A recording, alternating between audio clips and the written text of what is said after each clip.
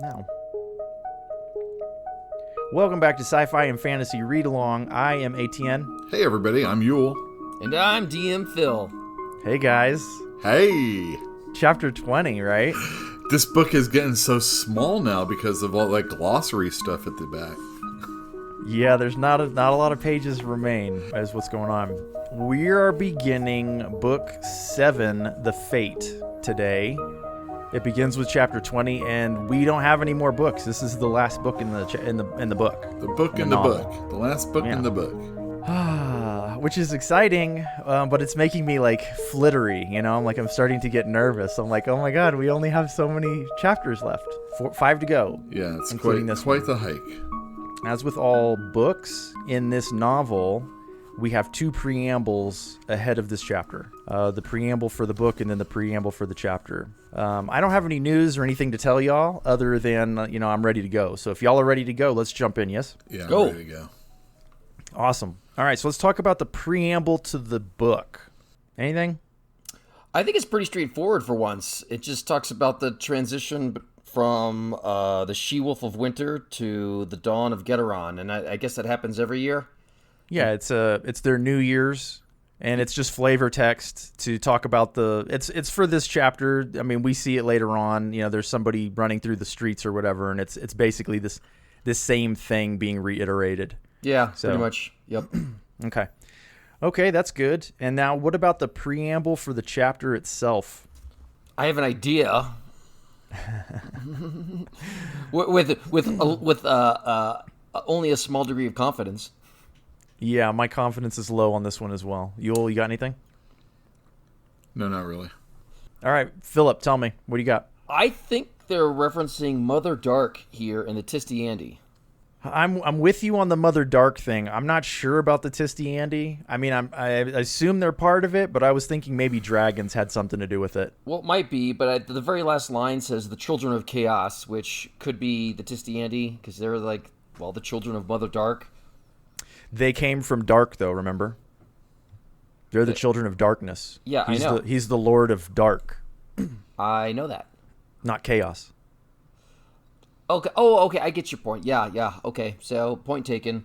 But they said stuff in there that the matron, what brought forth the birthing of dragons, which I think there was some implication in there before, right? And supposedly Animator Rake is half dragon. And then it said brought light into dark and dark into light, and supposedly that's what she did. And the Tisty Andy got all upset because they didn't like the light. It doesn't come out and say it, but it kind of sounds like it's Mother Dark, and they even gave her a name, Tamatha's children. Did you put it in the spreadsheet? I did, but Tamatha might be a corrupted version or an altered version of Tiamat. Did that come into mind? Again, talking about dragons. Yeah. So certainly possible. I don't know. What do you think? That's thin, but that's all I got. I figured it was probably Mother Dark. We've heard some kind of origin story about the Tisty Andy again, like you mentioned. So that's what it brought to my mind as well. And having read the chapter now, I think it's pretty reasonable. All right, great. All right, fellas. Let me do the last chapter or the last episode. Go ahead. I think I forgot to do that. In our last episode, Crocus and Apsalar escaped their protectors to find a new hiding place. Rallick arrived on Murillo's doorstep near death, and Captain Perrin finally made it to Darujistan to meet up with Whiskeyjack and the Bridgeburners. It doesn't sound that exciting, but I remember enjoying that chapter. Yeah, that was a good one. All right, let's begin, yes? Yeah. All right, so Murillo is heading to the Phoenix Inn in the quiet hours of the night. When we left him at the end of last chapter, or whenever, in his last section in the last chapter, he had just left Rallick, and he was like, I'm going to go give Krupp a piece of my mind. And I think this is a direct continuation, but I'm not real sure, because it seems pretty late at night. He's pretty insistent on the way he's speaking. He's really pointed when he's talking to Krupp. That is true. But he's walking through the city on his way to the inn, and he's thinking about He's thinking about the fact that Rallick is not in a fit state to duel Turban Ore, and that happens tonight. That's supposed to be tonight at the Fate. And yeah, and it's like the festivals begin at sunrise, so like they're out of time. Yeah, so he's going to have to do it. Yeah, most likely, which is why he's wearing his sword right now. So he's also thinking about the end of the year. The year of the 5 tusks is over. It ended like, I don't know, maybe it ends at dawn, maybe it ended last night. I don't really know, but like the new year begins as soon as the sun comes up and the festivities begin.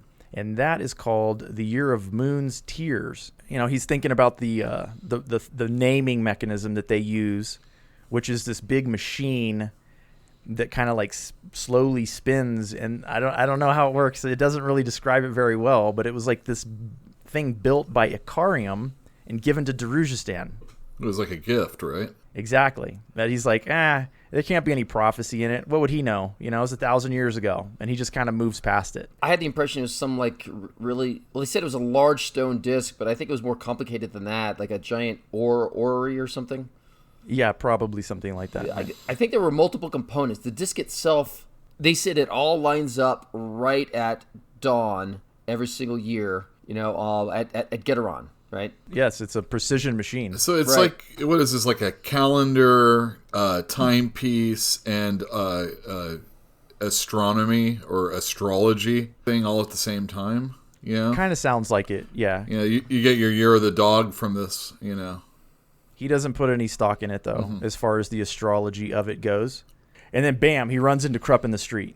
And so I thought about that, and they're like, there's nobody out there. The place deserted, and he just happens to run into Krupp in this dark alley. I have the impression that was intended.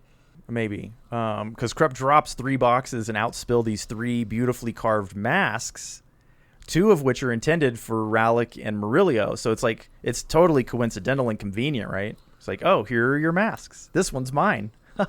And Murillo is like, we don't want you to show up to this thing. Yeah. This fate is not for you. He's like, well, of course it is. I have to meet the Lady Simtal. Yeah, apparently they have a long acquaintance. No, she doesn't know them at all.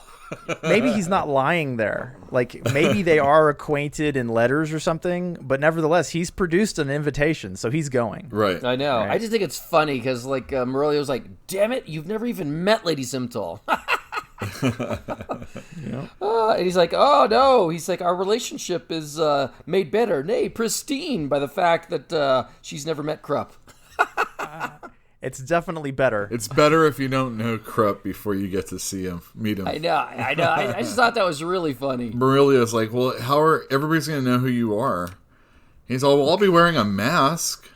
You know? He puts it on, and he's still described exactly as, I mean, he stands out like a sore thumb, even with the mask on. Yeah.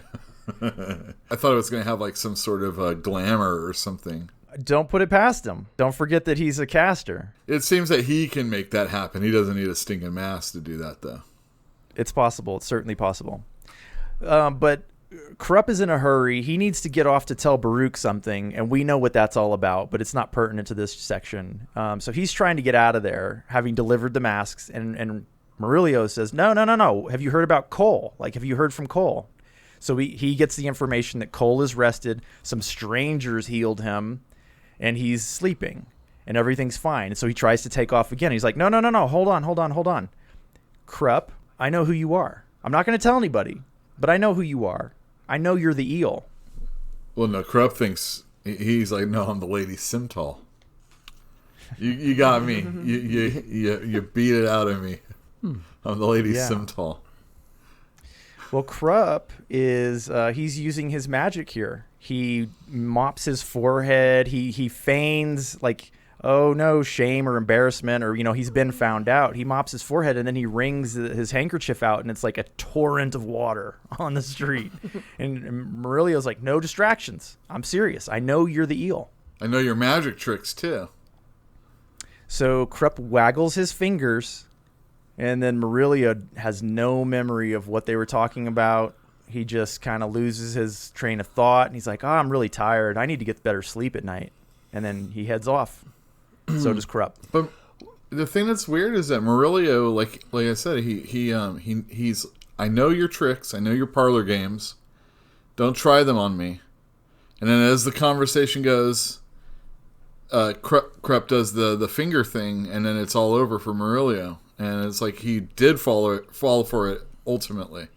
Yeah, My guess is Krupp doesn't usually use it on him, right?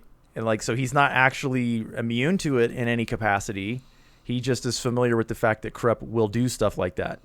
I would like to ask you guys about previous examples when we are familiar with Krupp using magic.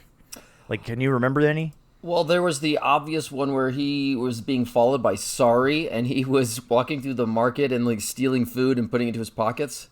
Right, and she didn't actually describe his finger movements in that time, but there is also a mention on page 162 of Krupp waggling his fingers, right? It's like the exact same terminology, and it was when Crocus was telling the story that first night when the Assassin War started. Interesting, but so what was he doing? Well, I'm not certain what he was doing, but if you will recall, nobody remembers him telling the story. Rallick was like, there were no witnesses to this, and like we know Crocus is a witness. So I'm just curious. So like I just went back because I remember him waggling his fingers because at the time I was like, that's such a good detail. Now I understand that it had purpose. Well, that's interesting, and I think in 164, that's where Krupp was wiping his brow with his handkerchief, right? Mm-hmm. Do you remember that one? So is that like a component or something he needs to do to make it happen? Well, I don't know. I think like with D&D, they're verbal, semantic, and material components in spellcasting, and the semantic is the waggling of the fingers. It probably isn't always required when they do stuff like teleport or dim door, right? They raise their hand. The Tisty Andy. So I'm assuming there's something to that. I guess so. There's other instances like he has been he mops his forehead a lot with a handkerchief when he starts sweating. Remember? But that kind of makes sense to me though. Like, have you been able to lock this to a use of magic? No, not specifically, but it's something I wanted to bring up a little bit later in this chapter where it's sort of mentioned. But I thought that Krupp was also wiggling his fingers at Salty. Oh, he might have been. I don't remember. I didn't look that one up. I'm not sure. But there's something there, and we know he's a wizard, but is he really casting spells, or he's just pretending to cast spells? He was really casting spells there. Oh, I know. In this section. So when we go back over this book again, we're going to have to mark down all the finger waggles, right? Yeah. Okay, I'm going to leave that. I'm going to leave that to other people who are following behind us. Okay. Like identify the finger waggles. Yeah, finger waggles. I only remember the two. And I remember the scene when he was going through and Sari described his hand gestures as being disguised spellcasting. Do you name these chapters? No. You might change sometimes, yeah. Finger waggles. So we now know that Krupp, Murillo, and Rallick are all supposed to go to Lady Simtal's fate tonight. Everybody's going to be there. Oh my god! That's what it is. This is everybody in their waiting rooms. This whole chapter is like, these are the waiting rooms of people getting ready to go to this party. Exactly. Baruch is trying to dissuade Animander Rake from attending Simtal's party, and he's not having a lot of success. Rake points out that Lassine's agents are very likely to be in attendance, and he wants to be there just in case they make a move. Right. There's a lot of conversation about, like, what will happen if you're seen. He's like, I can take care of that. He's 7 feet tall. Yeah.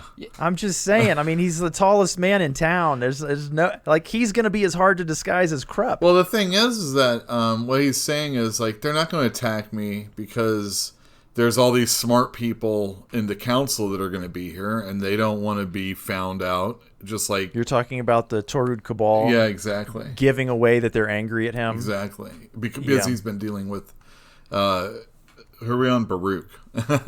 Well, not just so that, but supposedly the Cabal is kind of upset that Animander Rake has launched a war against the assassins and has done a fantastic job weeding them out or driving them into hiding, and they're not happy with that. So I don't know why that's a big deal. It seems like a good idea to me, but from their perspective, that's how the city needs to work. And Rake disagreed.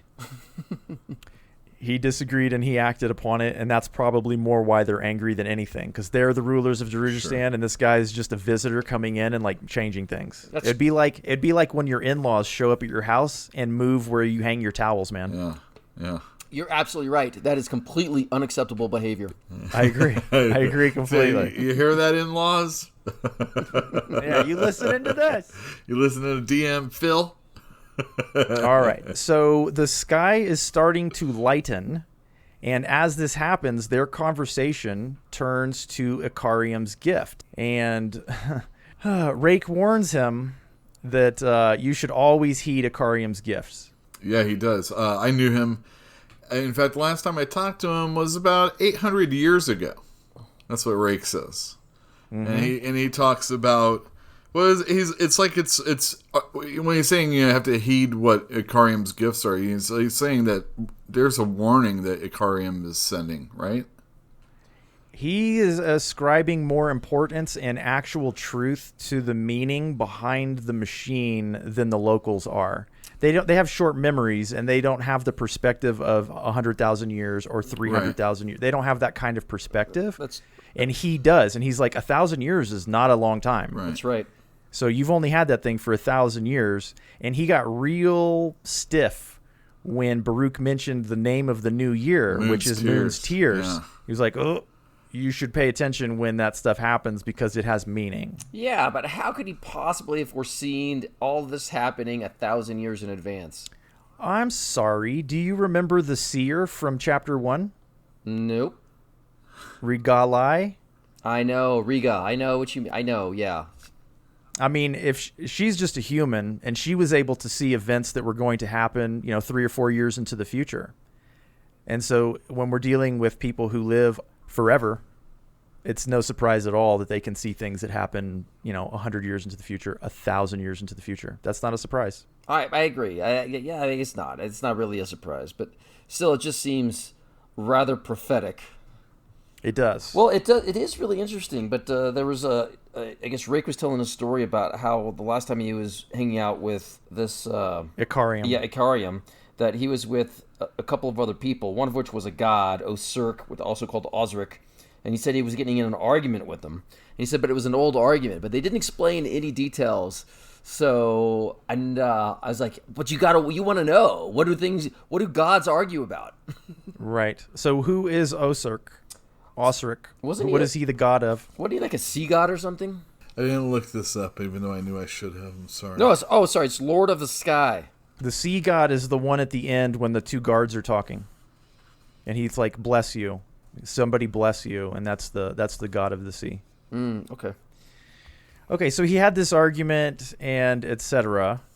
with this deity in the past, 800 years ago. The last time they met, Caladan Brood was there, and Caladan Brood was like the guy keeping them apart. And it's just a little bit of it's putting stuff into perspective for us, I think. Yeah, in the first part of this of this chapter, Murillo's thinking about Icarium's gift, and he talks about how Icarium traveled with a Trell. Right. And here we get a name also in that argument was a Trell named Trell Mappo. Yep. We get the actual name. I guess that's think the that name, yeah. Because these are in two sections in a row, like this discussion about Icarium's machine is in two sections in a row, I think that we're really supposed to marked, right? We're supposed to pay attention to this moment. Well, not only is it an information dump, but it is the exact time as the date is changing or the year is changing. New Year's. So it's obvious that someone might actually dwell on that. Here we might dwell on, the ball dropping in, Times Square or something. Well, that's what Murillo was saying, is that there's a lot of local academics really study this Icarium's wheel, and they put a lot of stock into it. And he said lately they've been like super, super grumpy. And I was thinking about that there, but I mean, are they grumpy because they know something's up, or are they grumpy because their city's about, to fall to the incoming army? Yeah, that's, I think it easily could be just, the situation that they're in, but, maybe not getting anywhere after all this time, and here it's changing, and, stuff's going down on top of everything. It'd make me The grumpy. new year is called Moon's Tears, so it doesn't sound like Moon's Spawn is going to win, right? Well, the way Rake laid it out in a previous chapter, it sounded like he is here till the bitter end, I guess. Yeah, but not the moon, right? Right. But the end might actually come, is what I'm saying. They are interrupted in their conversation by a knock at the door, and in comes Baruch's servant, Rold. And Rold is there to tell them that Mamet has awakened from his coma, if you will, and Krupp has delivered a message verbally and moved on. So the message from Krupp is that the eel will contact Baruch tonight at Simtal's place, so Baruch is going as well. And it sounds like Phil's assertion from last chapter was correct. It sounds like Baruch thinks he knows who the eel is. He said, if my suspicions are correct, the mask won't help the eel one bit. And if Murillo is correct, then he's right. Right? Well, I gotta wonder. And then, Baruch tells Rake that the eel is Drudisan's master spy and a figure without a face. And he gets corrected. Rake says, no, it's a masked face. So... I mean, just the point that he will be there and he'll be masked, so you still may not get to know who he is, but that's when Baruch indicates that he thinks he knows who it is. And at this point, I don't know how he couldn't know. Do you know what I mean? I mean, yeah, I can totally see him not knowing it based on their interactions in the recent past and how they have such a hard time understanding each other sometimes. Yeah, I can see it. But it's obvious now that he's very suspicious that he knows this person already. So I'm good with that. I mean, it's appropriate. I think this is the chapter when it's revealed outright to us, the reader, right? So I think it makes a lot of sense for people like Baruch to have picked it up at this point as well, because if you don't read it carefully, if you're just kind of blazing through this novel and you get to this point and Murillo's like, you're the eel. And then the next chapter, Baruch is like, I think I know who it is. You're like, oh my God, it's him. It really is. Right. But we've seen the evidence along the way because one, we knew to look for it. Yeah, right. This time. Yeah, and two, we were reading carefully. Yeah, that's the thing. Like when you hear this, you're like, where's this coming from? Well, do you guys remember the conversation that Rallick and Murillo had outside White Gold Round? Remember that? He's a slippery one, is Krupp. Yeah, I think they knew then, and I think they already knew or already suspected, and then maybe somewhere along the line, Krupp just made him forget. And that might be something he has to do all the time. All the time. That's hilarious. That's hilarious. He's not damaging him as he's doing it. Yeah, no kidding. It's like little concussions or something. Mush brains. Yeah. All right, so Mamet enters the room, and he introduces himself to Rake and says, I've been waiting to meet you for a long time. And we find out that Mamet is a member of the Torud Cabal. If you had read the glossary or the persona whatever in the beginning, you would have known that all along, right? Uh-huh. It's in there. Nevertheless, he asks about Crocus, and Baruch is like, Crocus, that name, hold on. And he's like, oh my God, your nephew is the coin bearer. And he's like, yes. He's like, you knew? He set this kid up to get murdered. I gotta call shenanigans. I mean, Baruch is supposed to be this brilliant, in-touch person who keeps tabs on the city, and he doesn't even know this kid. Yeah, the last time he saw him when he was a child, I think he says 5 years ago. Well, all right, so a lot younger. He was a 10-year-old kid. Right. He was a 12-year-old kid 5 years ago. I mean, I think Baruch is forgiven for not remembering who this child is. And but he's one. Essentially, by one means or another, he's also one of Krupp's operative and Rallick and Murillo, and they're all together. And this is the kind of thing that, essentially a dealer in information would want to know. You would think so, but don't forget also that Krupp is in contact with this guy on the regular and waggles his fingers sometimes. Yeah, exactly what I'm thinking of. So that's certainly a possibility also. Yep. All right, so when Crocus's name is brought up in the context of coin bearer, Animander Rake goes stiff, and then he's like, Mamet, will you be at Simtal's tonight? Yes. Okay, well, I have to go now. Goodbye. And then zoom, he's gone. I don't think I got that the first time, but I got it the second time. Baruch doesn't think anything of that. Yeah. And Stephen Erikson lets us know that was Baruch's first mistake of the day. Yeah, but do you know why he left in a hurry? I have an inkling, but I can't be certain. My thought is, because they were like, Crocus, Coinbearer, your nephew, and then he rushed off. That's because he knows that Serrat is hunting that kid. Yeah. I mean, I'm assuming that that's correct as well, but I don't know. Why would that be a mistake not to notice that? I don't know yet. Okay, so we're in the same boat. Yeah, I don't know why that's a mistake. No, I just think that that's why Rake rushed off to put the brakes on that operation. I assume so. And before this, he didn't do anything that Erikson did not say was a mistake, did he? The day has just begun.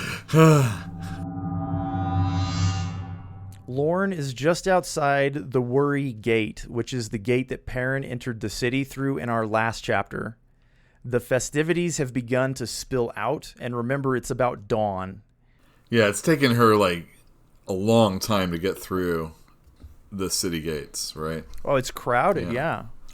And while she's working her way through the crowd, that's when one of the bald priestesses of Gederon are like running through the crowd, dragging behind like a wolf pelt or something like that.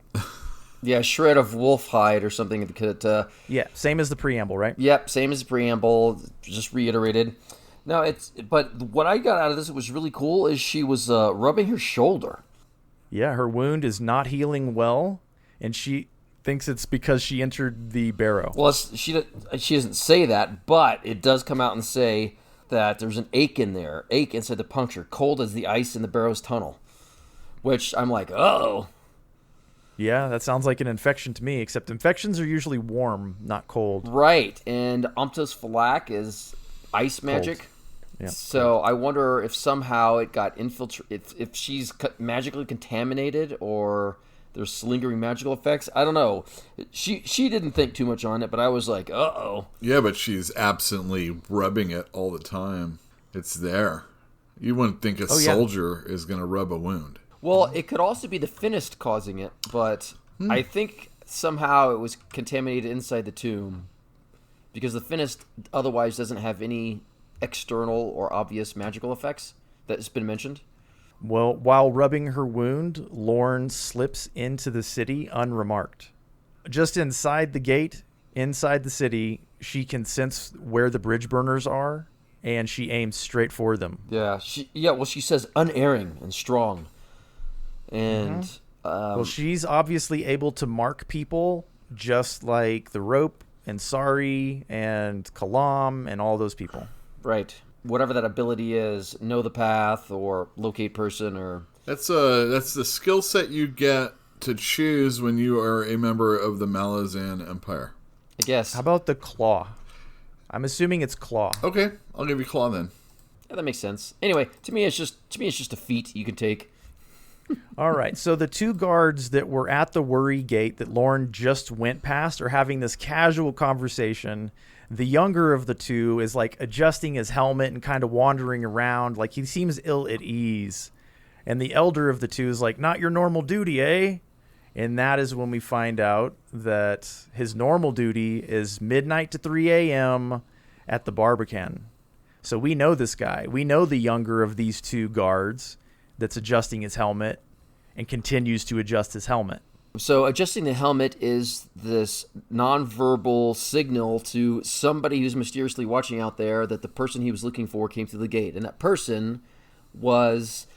Lorn. Lorn, yes, exactly. And he said it matches the description perfectly, and he has to give the signal, which was moving his helmet or whatever he was doing, adjusting it. All right, so the elder guard begins to complain that they're working us too hard because he's like, you work up at the Barbican and now you're down here at dawn? They're working us too hard. And then after this assignment, the old man has to go to... Lady Simtal's estate. That's right, and he's grousing about it.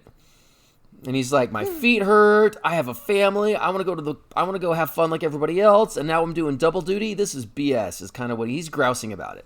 Yeah. So then the younger one, Circle Breaker, decides or tells him that he would be willing to take his duty for him, and he can go off with his family and have fun that evening.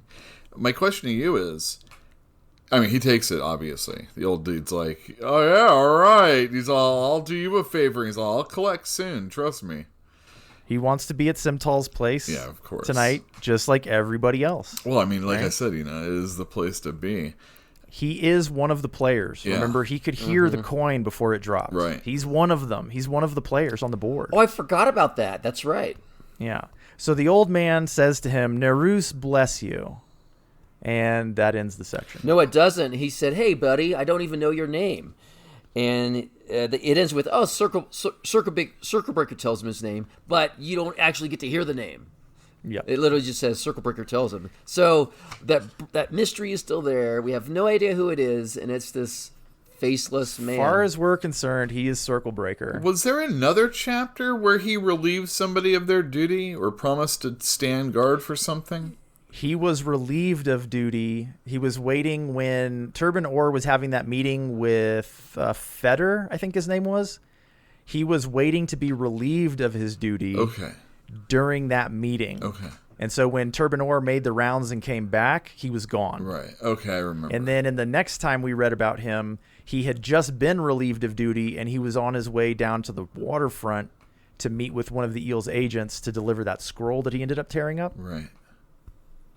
Okay, yeah, cool. I think that like his resignation letter or something like that. He was going to be asking for help, which he never did. Yeah. All right, so Nerus is the lady of calm seas and fair winds. So that's another deity. This guy just asked her to bless him. I don't know. She's a real deity, so maybe she heard. I don't know. Well, Circle Breaker, he was pretty resigned to his fate and that he was not going to live past this. Yeah. So he could use anybody's help he can get. Yeah, I like the guy a lot. I really do. But anyway, he is on his way to Lady Simtal's place, just like Animander Rake, just like Baruch, just like Mammoth, just like all of the people that we've been with so far. So we're at Quip's bar, which, if you guys recall, is the bar that the Bridgeburners have been hanging out at. Yeah. And Lorn has just walked in. She's letting her eyes adjust, and it's pretty much deserted because of the festivities and because of the hour. But there are 3 men playing cards at a table in the back. Have a seat, Adjunct. Join the game. Yeah, this is a good scene. This is Lorn coming in and taking control of her squad.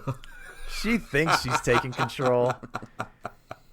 She comes in like she owns the place, and Fiddler and who's the healer?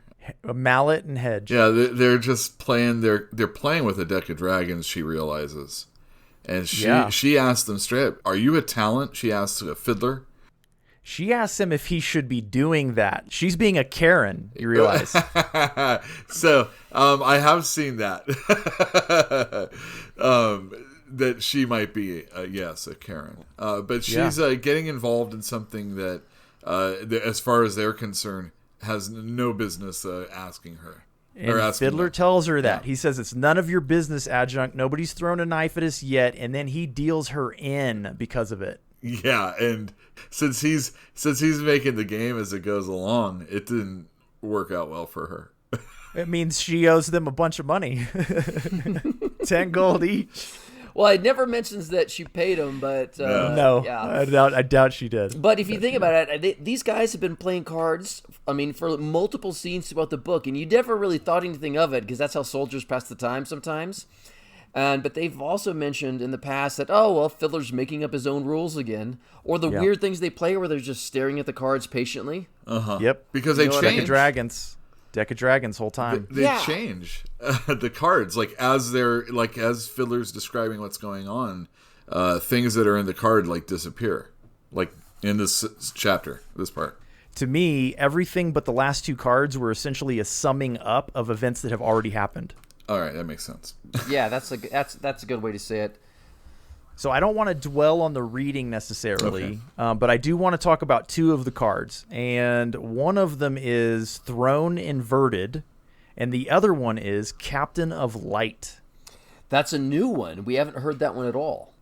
It's also not... it's a card that's listed in the glossary, but there's nobody's name next to it. Do you guys have any inclination who that is? No, none. Okay, Yule, No. No, I don't. do you have any guess? No, I don't. Okay, so I'm guessing, and I admit that, but because of the card right before that was Fiddler describes the hounds are on the run because Animander Rake showed up, and then the very next card is like Mallet saying, "Hey, wait a minute! Didn't you say that the captain of light is ascending?" And he's like, "Yeah, I did say that. We owe him money." I'm thinking it's Perrin. I see. Oh, I didn't. Yeah, that didn't even occur to me. And you're right. He described the captain of light as dancing on the shadow of the Lord of Darkness, or the Knight of Darkness, the Knight of Dark, and he just had that encounter with Animander Rake. He had it, and he's a captain. And he went into to Dragnapor basically and freed the Hound. It seems. And he's getting his true self back, and he's being honest and honorable. And does that mean Perrin is in the deck of dragons? That's what it sounds like. That is crazy. Is that good? I mean, especially if you've decided that you don't want to be paid attention to by gods. No, he ignores that rule, remember? He has never listened to that rule. He has always ignored it. And Rake even mentioned that you don't know that you don't listen to that rule either. I had thought that he did. I thought he had kind of come to the decision that was something that maybe he'd want to start thinking about doing. Maybe, but he's still interfering. Do you know what I mean? He is coming back and he's interfering with the Empress's plan, and that is a major player. So if he's interfering, he's hiding from Lorn, right? Yeah, but he's got revenge on his mind. No, I thought he gave that up. He wants Tayshrin to burn in hell. That's true. And he did up until recently want to kill Lorn. I don't know how he currently feels about it, but he did recently. He's resigned to the fact that he's not supposed to do anything about that. Is what I took it as. He's not even in this chapter, so we should stop talking about him. However, well, except he's a card. I think he's a card in the deck now, is what I think. Cool. All right, so when Lorn butted in, Fiddler was like, "You don't tell us what to do, lady," and he slapped a card down in front of her, and it was thrown inverted. I am not a tarot guy. I don't know anything about tarot, so I had to look it up. What does it mean when a card is inverted? And it seems if it's analogous to a tarot deck, then its approximate meaning is that the card is losing its influence. Something like that. Okay? Which might suggest that the Empire and the Empress are losing their power. Or maybe it's just Lorn. But remember, this is all just about the game that's going on. Oh, I see it. Yeah, okay, yeah. And it might be Lorn. No, you're right. You said throne, though, so that... Well, Lorn is an extension of the throne. Mm-hmm. And remember, in last chapter, she was, taking on that duty again, and she felt good about it. And here she is coming and trying to take command. Right. And there's the card that's telling her that her influence is waning. It's not on the rise. And at the same time, Fiddler's like, "You owe us all some money." Yeah. And Mallet places the last card, which is Orb, to close the game. And I will remind you that it opened the game when Tattersail did her reading for Tayshrin. Yeah, non-aligned. So it's the beginning and the end. Interesting. And Orb is Judgment and True Sight. Interesting. And, of course, conveniently played right after the Adjunct, again, got swindled for all her money, so to speak. She got told where to stand by Fiddler. That's true. That too. All right, so the game is over, and Lorn detects a presence behind her. She turns around, and Whiskeyjack is standing there. And she's never met Whiskeyjack before, so we get his description. He pulls up a chair, and he sits down, and he gives her a little bit of a debrief. He tells her they haven't had any luck getting a hold of the Assassin's Guild. They've lost they lost their recruit, and the munitions are all placed. Okay, but only one recruit. And the recruit. The recruit. Sorry. Remember, sorry. She's like, yeah. Lauren's like, who'd you lose? And he's all sorry, and assumes out loud that sorry was taken out by toughs, some thugs maybe. Yeah. And Lauren does not buy that at all. She's like, no. She was a very skilled thief, That assassin. tiny little girl, spy. Spy. She said she was a spy. She said spy. That's right. Very talented spy. She's not dead. She will not die that way. Right. When she says that Sari was a spy and a very good one, and she wants her, Whiskeyjack's like, well, you didn't mention it to us, so this is your fault. This is your problem. It has nothing to do with us. And we're going to detonate those mines tomorrow after dawn, and then we're out of here. One of the things I like about the scene is, like, she goes in there and tries to take over and starts throwing her weight around and says she will take orders for me and you're no longer independent. And you have to think and realize that, yes, Whiskeyjack is just a sergeant, but he used to be a high fist.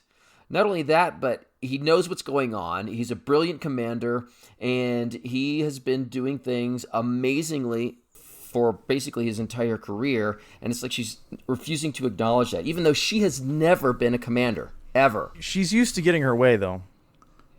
Well, when you're number 1 or number 2, right? However you number your positions. Empress right hand, right? Well, yeah, but you can tell somebody what their objective is and still give them a long leash to accomplish it because they have the skill sets. That she does not have those skill sets. Right. And do you remember when Perrin came and he met Whiskeyjack? But he deferred, even though he outranked him, because he valued, appreciated, and acknowledged his experience and his success. And he said Whiskeyjack is going to keep giving the orders. So, and Lorn is doing the opposite. Well, Perrin was there kind of to do something else and not necessarily, I mean, there's a little extra to what he was supposed to do.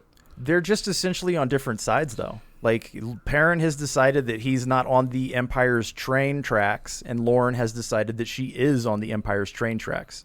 So Philip's correct. I mean, they're just taking opposite positions because one's on the train and one's not. Well, think about how Perrin came in last chapter and started commanding the Bridgeburners around to save... He did? Yeah, to save Column's life. Well... And he was like, no, he was barking orders. And he wasn't just doing it to the Bridgeburners. He was doing it to the citizens in that bar, too. Yeah, but he didn't do it to Whiskeyjack. Yeah. I'm not saying that it is a different style of, different version of command, so to speak. He was doing it because there was I felt that, there was reason behind what he was doing. There was purpose and meaning, and the other people could sense it. And then Lorne's just coming in and is like, oh, well, why don't we rearrange this furniture for no reason? Right.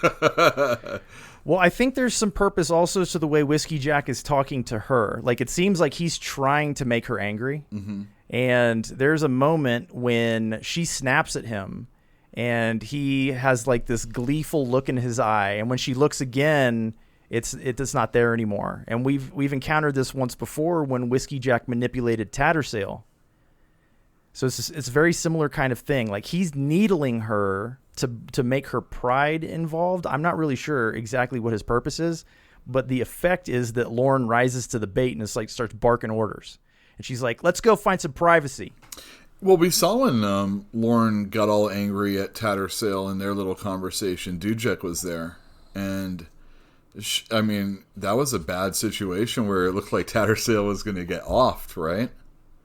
And Lorn was she was like, oh, you killed my family, basically, and all that stuff. She was very emotional about all that. She can be manipulated that way, I think, is obvious going on. I think Whiskeyjack is basically a very gifted manipulator of humans, is what I think. Mm-hmm.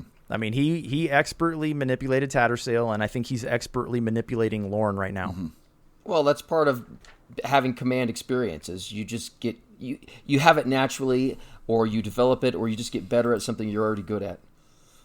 All right, so they retire to the back room where there is more privacy. She sees some blood on the bed back there, and he's like, yeah, some of my guys ran into some Tisty Andy, and she's like, that's ridiculous. They're not in town. And he's like, okay, they're not in town.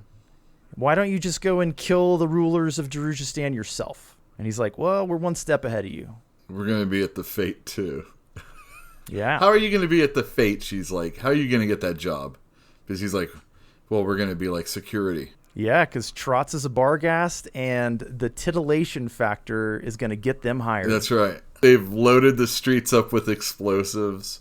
It sounds like they're taking the leftovers to that party. That's what it sounds like. Yeah.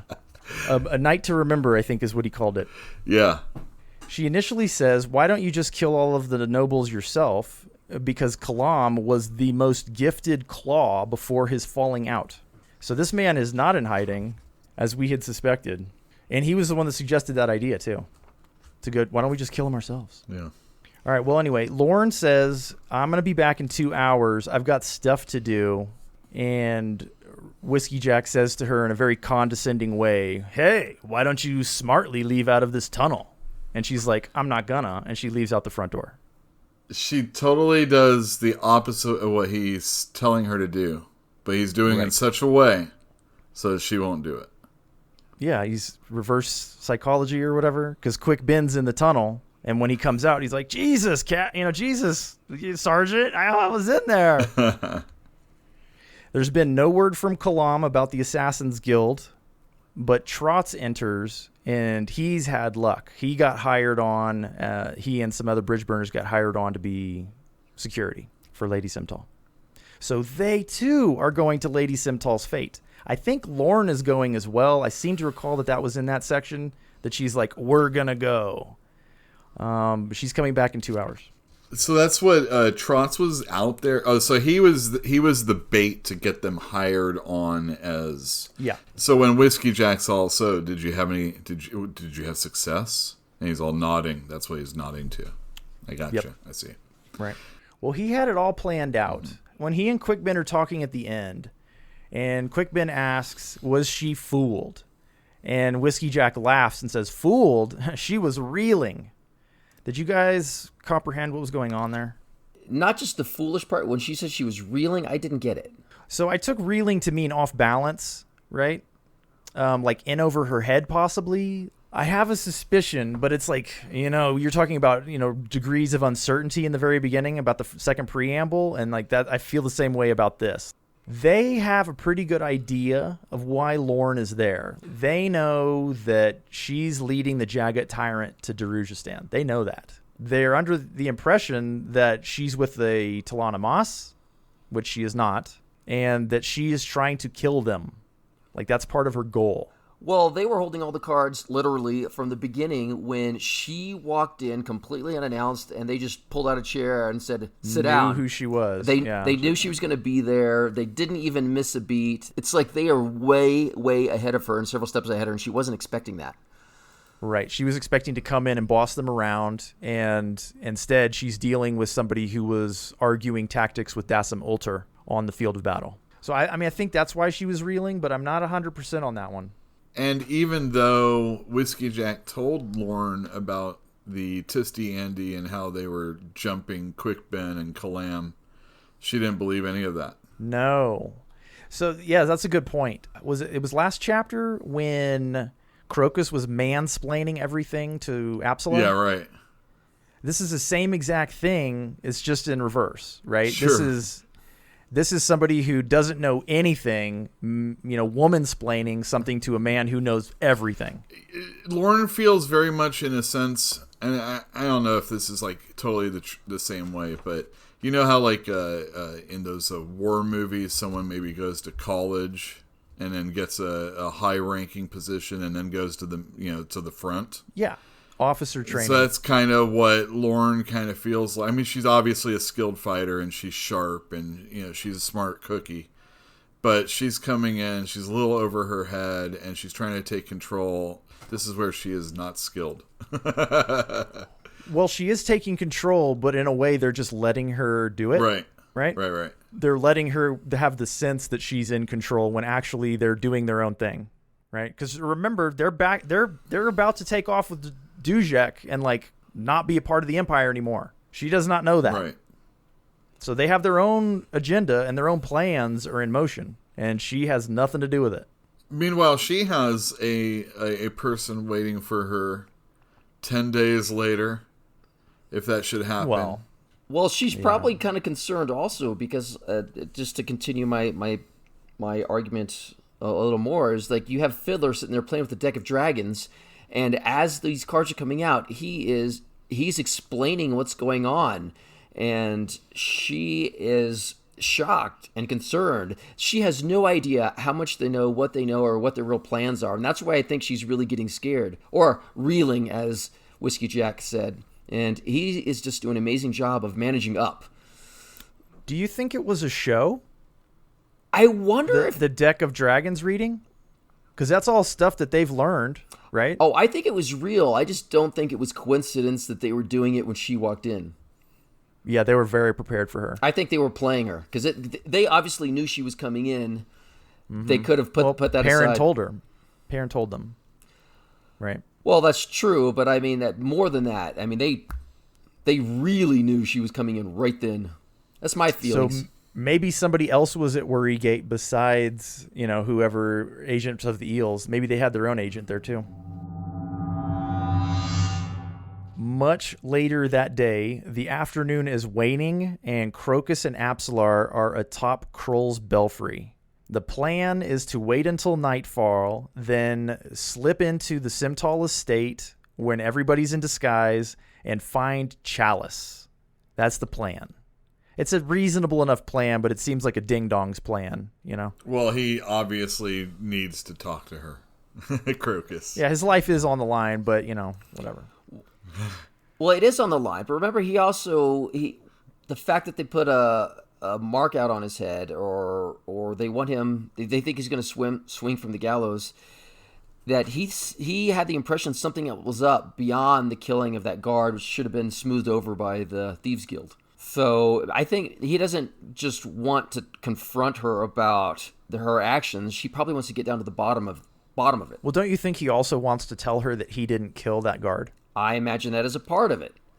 What does she care? Well, she snitched him out, so that's the betrayal, right? He just wants her to know. He still has fancy for this girl, he does. Even though she's not in the same class as him, and his real goal should be getting with Apsalar, right? Sure. That should be his real goal. I mean, he should at least be nice to Apsalar. He's not nice to her. Even here, he's not that wonderful. No. I mean, She's riddling him with questions, and he is being a jerk again. However, I will point out that he does have a pretty important moment when he puts himself in her shoes. He knows that she's been touched by some god, and that she probably has different voices warring in her right now, or at least memories. Oh yeah, and, conflicts, all sorts of if stuff. I were in her situation, I would probably be not doing as well as she is. She's actually pretty calm and pretty sane. She's just asking so many questions. I just can't stand these questions. She says that she's able to keep it all together because something hard and dark in her mind is like making her, like taking her in and like hugging her and making her feel comforted whenever she's starting to lose it. But the exact description was, it's like a smooth black stone, solid and warm. And what does that make you think? Shadowthrone's Tower? It makes me think of the thing that Regalai put in her head right before she died. That's what it makes me think of. Riga? Prod and pull. It's possible. I mean, I think it's the accurate reading of that. What about Shadowthrone's Tower are you talking about? It's described the same way. Do you have it? Give me 1 second to look it up. Okay. It says right here when there was a description of Shadowkeep. It says it rose from the plain like an enormous lump of black glass. So that's what it made me think of. And she was just possessed by the rope. I think it's Riga. I think that Riga is still protecting and nurturing her and seeing her through to the end. That, I think, is true. It's possible. Oh, I'm sure it's true. I mean, it's not the rope, right? It's at the bottom of page 34. A wordless anguish seemed to well up from that black stone in her mind. Oh, I see. But a shadow will embrace your soul. Riga will preserve you because we are linked, you and I. But it is all I can do, understand? Look to the Lord, spawn in darkness. His is the hand that shall free you. That he'll know it not. That has come to pass. All that has come to pass. All right, so from the shadows of the stairwell, Serrat is watching Crocus and Apsalar. Third time's the charm, huh? Yeah, it will be.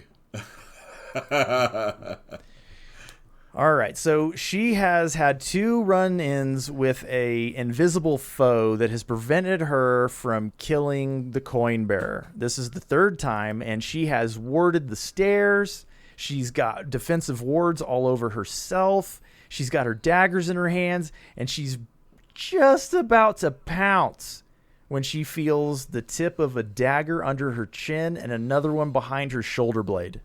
And she's like, stiff, right? Yeah, all she hears is a voice. She doesn't see anybody, right? Right. She never sees a soul. But this is the first. She recognizes that voice. Yeah, she does. Who is it? I'm not going to tell you yet. Oh, you know who it is? I know exactly who it is. But it's not and I got it from Rake. I'll take that back. Let me understate what I just said. I don't know who it is, but I know exactly who sent her. And I know who this person works for, and I know what what group this person is in. I know all of those things based on stuff we've read in the past and what we're seeing right here. Let's go through it, shall we? Cullum? What is he? No, it's not Cullum. Okay. So she recognizes the voice. Right. Right. This voice tells her that he is familiar with her boss, Animander Rake. The coin bearer is not to be harmed. The message was sent by a mutual acquaintance who is closer now than it was before. And this is all compliments of the prince. Do you guys remember Caladan Brood calling for Calor? Said, "Calor, to me. I have to go talk to Prince Kaz." Oh, yeah. What do you know of the 6th Blade of the Crimson Guard? This is them. This is one of them. His name is actually in the back or in the front. Kaz? No, Prince Kaz is mentioned, but so is this person that I'm pretty sure this is. Goes by the name of Beep. So they were told, remember, it was like, who can rival Rake's power? Like, what do you know of the Crimson Guard? Well, very little. He went to speak to Prince Kaz because he wanted to send somebody down to protect the coin bearer that could rival Animander Rake. And this is them. This is at least one of them. So one of the Crimson Guard. Yes. Obviously somebody powerful enough to actually rival Rake. Because Serrat is a rival to Rake. And this person is superior to Serrat in every way. He can see her, she can't see him. This person is amazing, right? And that's it. I mean, that stops her dead in her tracks. She teleports out of there. Or dim door, whatever. Huh. And Crocus hears that and thinks he's jumping at nothing. He thinks he's just high strung, but he did hear it. So this section is extremely complicated. This one that we're about to do. Yes and no. It's gonna. Okay. Well, I'm gonna give you the intro and then you run with it. If it's no, right? Run with it. So Raest looked to the wind as his example of power, and he found it to his liking. And the first person to oppose him was his mother, which he destroyed. Yeah. Go for it. Well, so the idea of the wind is that it destroys, forever. And it's patient. Yeah. And it just keeps going. So Raest is kind of like, and Raest is the Jaghut Tyrant that's breaking out of his prison. So this whole part of the chapter right here is kind of his what makes him tick. Yeah, it's the origin story of a tyrant, right? Yeah, it really is. And this guy is a real piece of work. And his mother was the first person to actually go against him. It sounds like it didn't go very well, and it actually sounds like there was some sort of excommunication that went on also. I think it's probably similar to how the Talon and Moss can be severed from their family lines. I think it's like that. I think that's what it was. She sundered the blood, so she cut the bloodline with this kid, and she got destroyed in the process. I'm not sure. Right. It's not super clear. Well, there's the sentence here that stuck out to me was that failure was her price, not his. Right. And so whatever happens was her fault. And she started it. Yeah, she started it. And It goes into the philosophy of how the Jaghut don't want to be a part of a society, because to be a part of a society is the birthplace of tyranny. That's and that's not, Raest is down with tyranny. He's like, we didn't know that. pardon me? We didn't know that. We knew that they were like isolationists before now, but we had no idea that there was a reason for them being isolationists. Like, they're isolationists to avoid the rise of tyrants. Right. Which they already have one, so.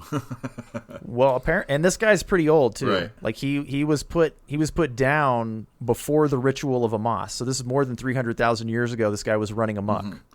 So he can't control his own people. So what he has to do is he has to subjugate other people to his whim. Yeah. So that he can go about causing all the destruction that he wants. And he's basically just creating a society that's going out and sounds like it's conquering in his name, basically. He said that with the failure of the Jaghut, he turned to the creatures of nature, but nature withered in captivity. And then he came upon the Amos people. Well, right before that, there is an interesting line. He was talking about conquering nature. He said, yes, it withered and died in bondage, but also said he laid waste to the land, driving into extinction countless species. He said, the earth resisted him, and its power was immense, yet it was directionless and could not overwhelm Raest in its ageless tide. And so that made me think of two things. One, I don't know if the earth is literal or figurative, but I think there's some power there, just like there's moon magic. And the Amos get their power from the earth. It's maybe why they were able to resist the Jaghut. But more than that, Burn represents the earth, doesn't she? The sleeping goddess, yeah. Yeah. But she's also considered very young, which we'll see in just a minute. And I would like to contradict you that the Amos were not able to challenge him.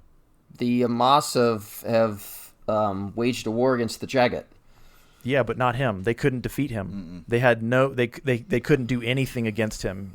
There's no telling how long he dominated their society. My only point is that if the earth itself resisted him, maybe that's why the Amos were capable of fighting off the Jaghut, is because there was some sort of resistance or extra power that earth magic had and gave the Amos a bonus. Or maybe they just chose that route because it gave them an advantage. I don't know. I think they chose the ritual of Amos in order to forever ensure that the world would never see another tyrant. I think that's what they did. Like, after spending however many millennia enslaved by Raest, not knowing that they were enslaved, they then turned around and were like, never again, because they were freed by the Jaghut. And then they were like, nope, the Jaghut are right. That tyranny can never happen again. So that's what I feel happened. Is this just a cynical look at like society? Yeah.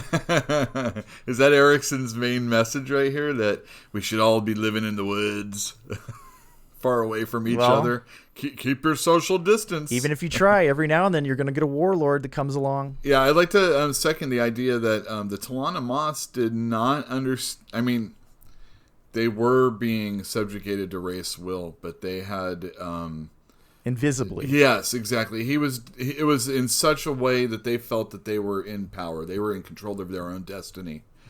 Right. And that's the reason why Raest likes them so much. And here, let me just read a little bit. He fashioned an empire of sorts, bereft of cities, yet plagued with the endless dramas of society, its pathetic victories and inevitable failures.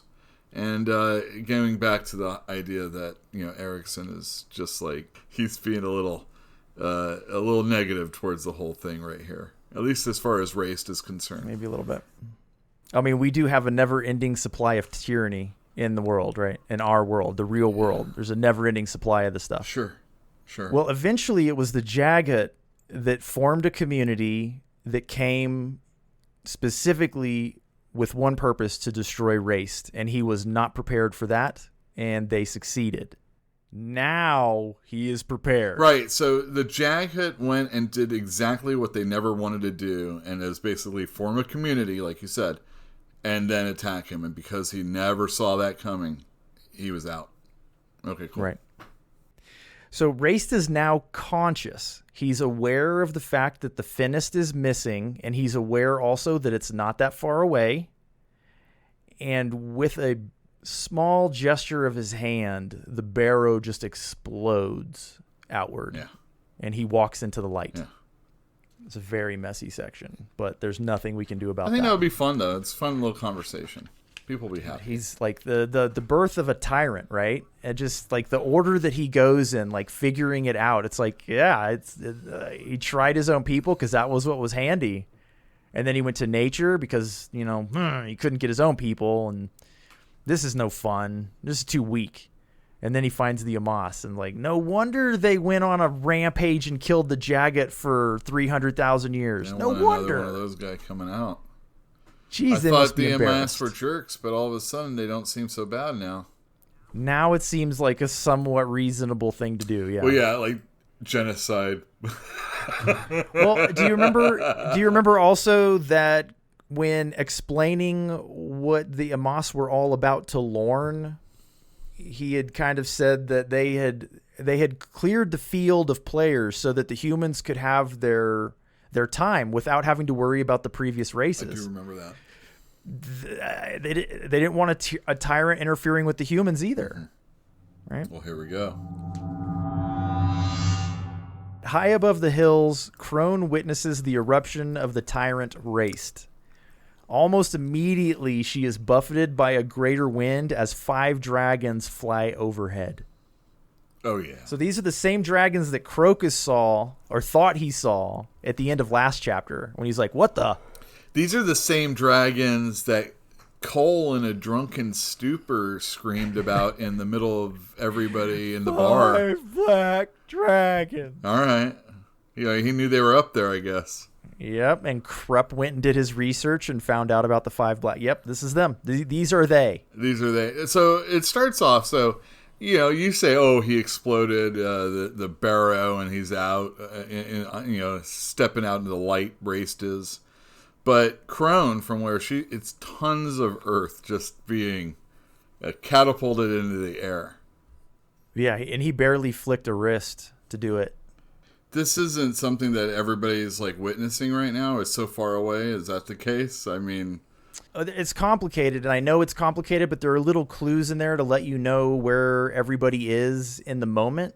Right. But they kind of take place out of order. Okay. Like, for example, Raest gets to the surface, right? It's still sunlight, yeah.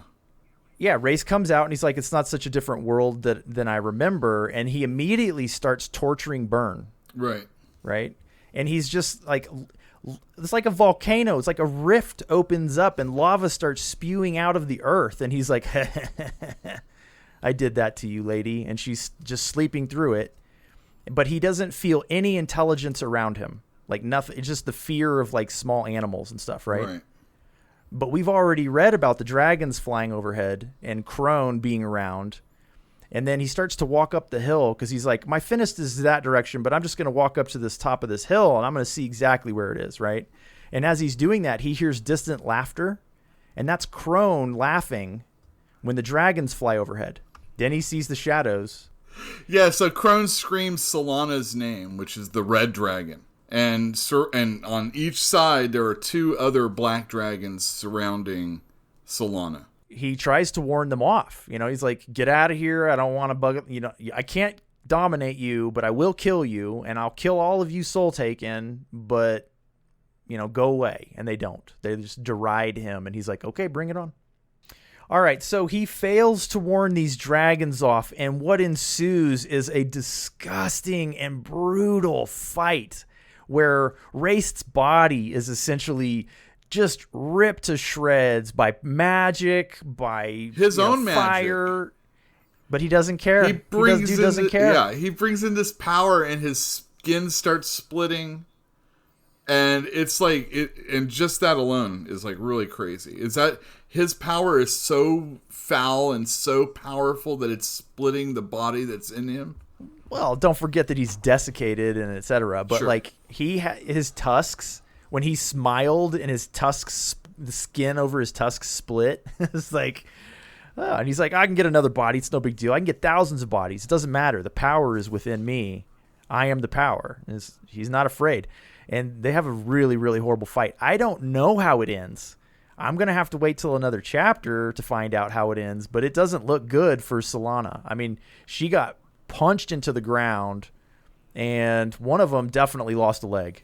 I mean, I don't know who that was, but somebody got touched, and Omtos Falak boiled the blood and shattered the bones. Oh, that's just, I mean, to a dragon, and it's a touch, right? And it's that devastating.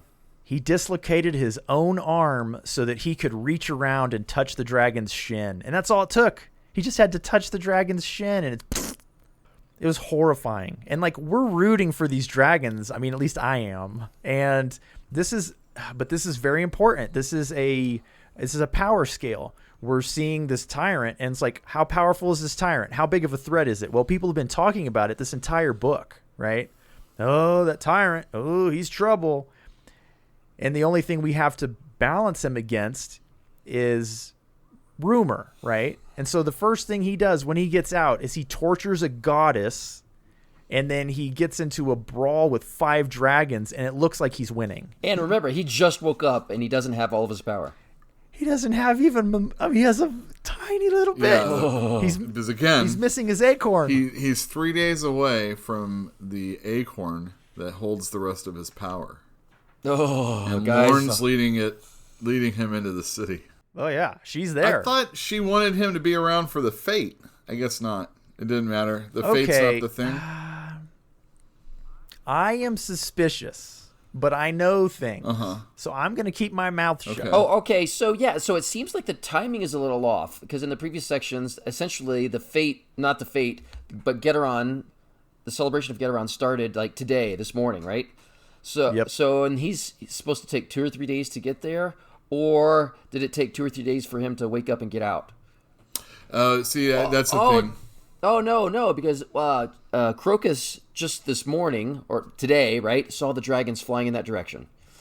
That was it was late last night. I think. Oh, okay. It was at the end of last chapter, and this chapter began with dawn today. Okay. Or two hours before dawn when Murillo started walking towards. Okay, so it's not like Raest is going to walk there, right? Okay, but it did. Okay. No, he's going to use his warren. He was heading to the top of the hill to use his warren. Oh, okay. So he's probably going to be there in time. Oh, you're right. Is my guess. So okay. So for a second there, I thought they went back in time, but I think it's all like temporally in line. Well, we're under the impression that it's going to be 2 or 3 days because Mamet told us he wasn't going to wake up for 2 or 3 days. Oh, that's right. And that also happened this morning. That's right. Okay. Right. Mamet, lucky to be alive. That's all I have to say. Oh, yeah. So the thing about Mamet was that he just kept silent and didn't move, basically, and was ignored by the tyrant. Don't notice me. Don't notice me. Please don't notice me. So he was just like crossing his fingers, crossing his toes, keeping quiet. Gotta breathe real quiet. Yeah, but he was all nonchalant about it, and like Well, he got away. Wouldn't you be like kind of proud of yourself? Oh yeah, I got away from the tyrant. No big deal. I think I'd be queasy because if we know what this guy can do, it's just like he can essentially destroy the earth and almost all the gods if he would have gotten control of Mamet. That's terrifying. Yeah, I don't know what Mamet knows. I assume he doesn't know everything, but I don't know. He's a historian. He probably does know a lot of stuff. All right, that is the end of the chapter. That was a long one, too, and we did that in record time, under 2 hours. Yes, but just to reemphasize, so this battle wasn't over. It's like it's left cliffhanging because we don't know, right? Oh, yeah. No, it's ongoing. We'll have to read it in the next chapter. Okay. To figure out what happens. Oh, I just assumed the dragons were going to turn tail. I hope so, because they just got... 5 of them just got pounded.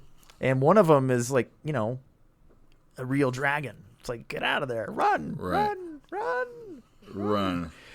They were just there to slow him down. That's all. Go lick your wounds quick. Crazy.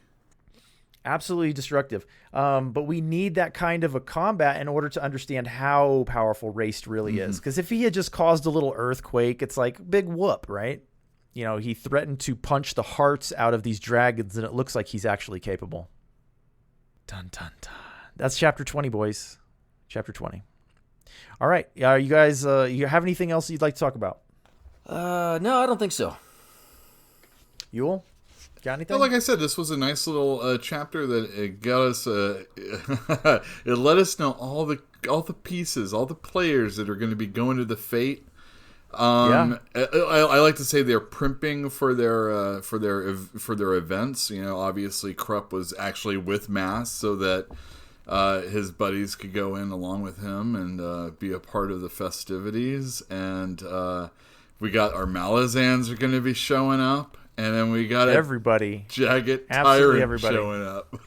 Uninvited guests. Uninvited. Along with dragons and Rake and Baruch and, Mammoth, all sorts of fools.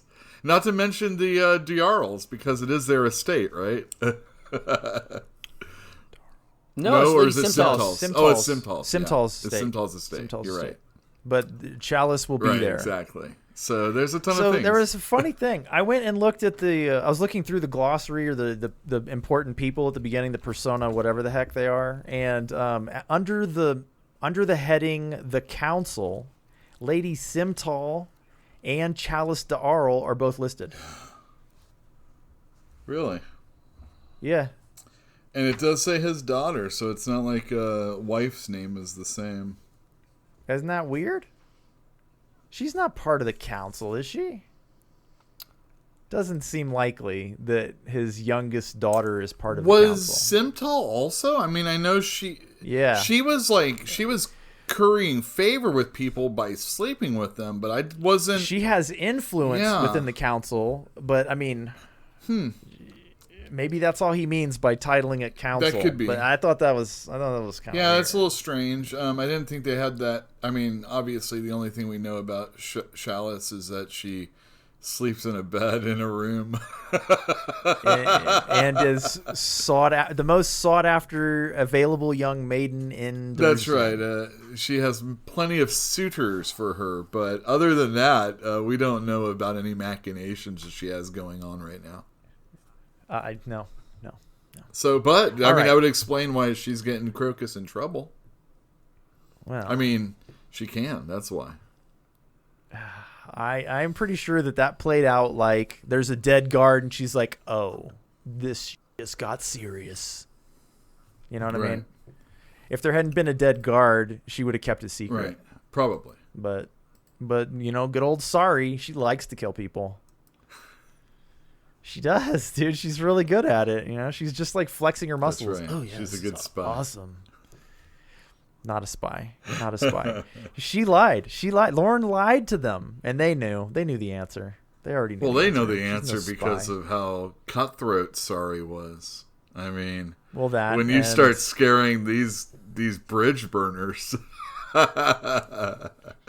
Kalam. Yeah.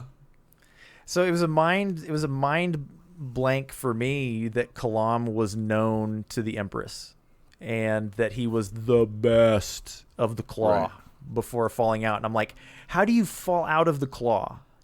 Is it like you and Lysine are an item? And so she's like, you have to go. You mean too much to me. Like, what? How do you fall out of the claw? I thought the only way to get out of the claw was feet first. I thought so too. But obviously, no. And because the Empress and the Adjunct know that he's there, I mean, he's not hiding. That's just where he is now, right? It didn't come as a revelation that the Adjunct knew. They weren't surprised by that. It's weird, man. That's a weird one. Well, it might go all the way. They don't explain it, but it might go all the way back to the Emperor and the fact that the Bridgeburners were his favorite. He could have said, "Okay, you're not in the claw anymore. You're free. Do work for Whiskeyjack and continue to be awesome," right? But it was a falling out. It was described as a falling out. Like he was the best in the claw until the falling out. That's true, but he still may have been the Emperor's favorite or a favorite or... So he didn't kill him? Yeah, exactly. He was like, oh, I love you too much, son. Well, something like that. The point is, he may have fell out with a claw while still having the good graces of the Emperor. It doesn't seem likely, though. It seems like Lysine would have seen an end to that. If she's killing the old guard and the old guard put this guy into a place that was like safe and not dead, it seemed like the Lysine would see an end to that. I don't know. I'm hoping that we get an answer for that later on. I don't honestly remember. So let's go. Let's go. Are we ready to wind it down, boys? I'm ready.